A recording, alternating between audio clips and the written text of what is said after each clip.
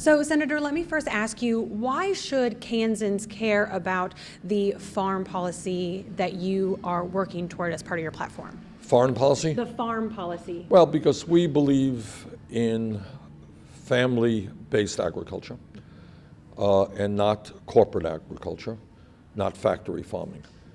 We believe that people want good quality food, locally produced, that they want trade policies which enable us to make certain that farm products grown in America are able to be sold abroad. And that's what we believe. We believe in sensible trade policies and in the preservation of family-owned agriculture. With some of these larger corporations really being a floating device for Kansas farmers, is there anything that they need to know specifically about what you're going to do for them with that transition out? I'm not quite sure I am. You talked about how there are 4 large corporations that really control a lot of the agriculture here in the United States. Kansas farmers really rely on those corporations. How can they look for them? The danger that you have is in sector after sector, whether it is agriculture, frankly, or whether it is Wall Street and finances or other sectors of our economy, is you have fewer and fewer large corporations who control those sectors. And you don't have the kind of a competition that works for the average farmer or the average producer.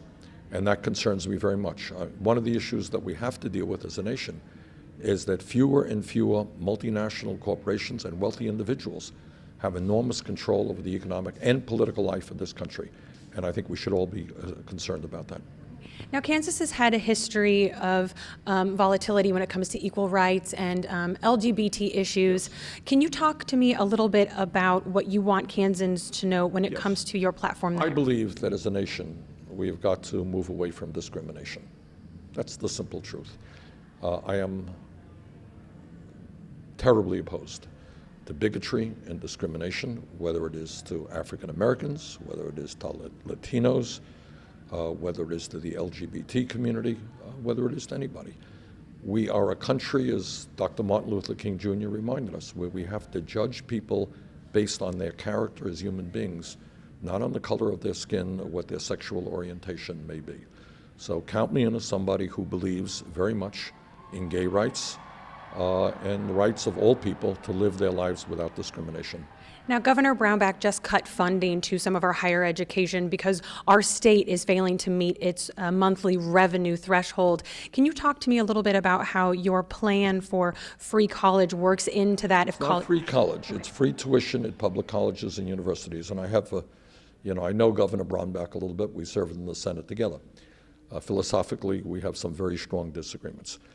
I happen to believe that in the year 2016, in a competitive global economy, we have got to make colleges and universities tuition free.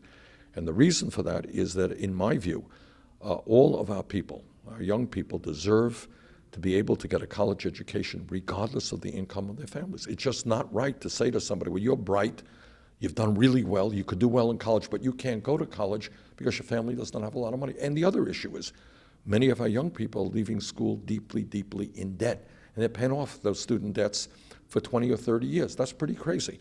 So what we believe is that the taxpayers of this country bailed out Wall Street when they crashed the economy. It is time now for Wall Street to help the middle class, and that's why we have proposed a tax on Wall Street speculation. And as a traditionally red state, why should Kansans vote for you in the upcoming primary on Saturday? Because I think most of the issues that I am talking about make sense to people, whether they're conservative or progressive. All right?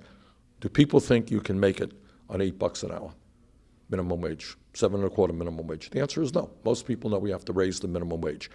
Do people think that women should make 79 cents on the dollar compared to men?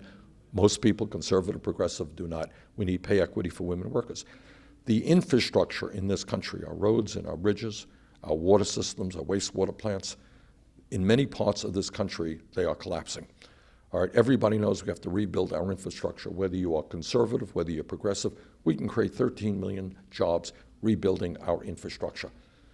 In my view, health care is a right of all people. We are the only major country on earth that doesn't guarantee health care to all people. Many people agree with that as well.